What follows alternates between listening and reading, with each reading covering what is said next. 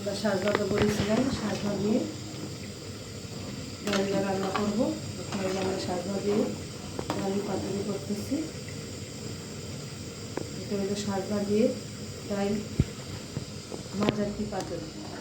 একটু পাতুরিটা আরও ঘন হয়, এটা একটু মিডিয়াম পাতলা করছি, এতে এটা একটা স্বাদ বাগার দিয়ে। আপনারা এই সাজনা ডালটা মাথায় বসাইয়া ডালটা সিদ্ধ হয়ে আসলে সাজাটা দিয়ে দিতে পারেন। এখন যেন আমাদের সাজাটা কত সুন্দর সিদ্ধ হয়েছে, দেখছেন কত সুন্দর সিদ্ধ হয়েছে। সাজাটা সিদ্ধ হয়েছে আমাদের সাজাটা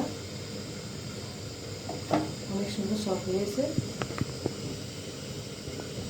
আপনারা সাজনাটা ধুয়ে ডালটা ধুয়ে সাজনা পাতুরি ডালের মতন আগে ডালটা সিদ্ধ করে নিচ্ছি।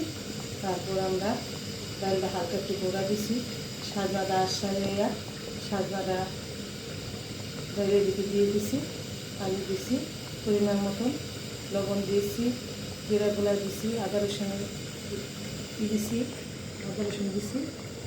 তখন দেওয়ার পরে আমরা সাজনাটা ভালো কাঁচামরিচ দিয়েছি। দেওয়ার পরে আমরা সাজনাটা ভালো করে বল করে হালকা সিদ্ধ করা হয়েছে পর আমরা পেঁয়াজ মরিচ দিয়ে রসুন দিয়ে সাজনাটাকে বাগার দিয়েছি। দেখেন আমাদের সাজনার ডাল পাতুরি সাজনাটা কত সুন্দর কালার নিয়ে এসছে। দেখে দিয়ে দেবো এরা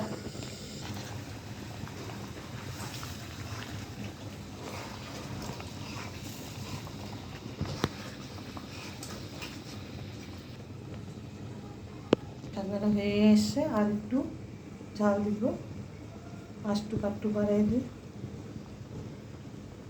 একটু আঁশ বাড়াই দিলাম। এবার সাজনাটা আমাদের প্রায় হয়ে গেছে। সাজনাটা ডাল রান্না করছি, খাইয়ে দেখেন। সাজনা ডাল খেলে শরীর ব্যথা ভালো হয়, ক্যালসিয়াম বাড়ে, পুষ্টিকর রোগ থাকলে সেই রোগও ভালো হয়। আমাদের এখন অনেক নানা রকমের রোগ থাকলে সাজনা ডাল খেয়ে দেখেন কত স্বাদ সুস্বাদু। দিলে আমাদের সাজনা ডালটা প্রায় হয়ে গেছে।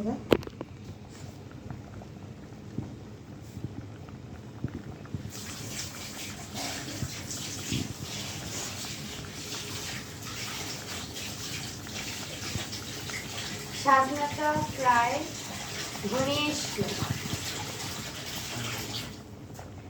এখন একটু আমি এখানে এটা নাড়াচাড়া করবো, একটু বলকালে তারপর বন্ধ করে দেব। 5 মিনিটের জন্য আমি এটা একটু ফোটাবো।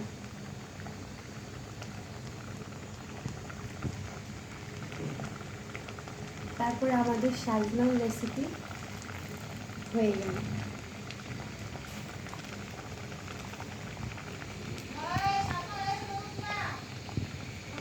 এখন সাজনার চালটা দিয়ে দেবো।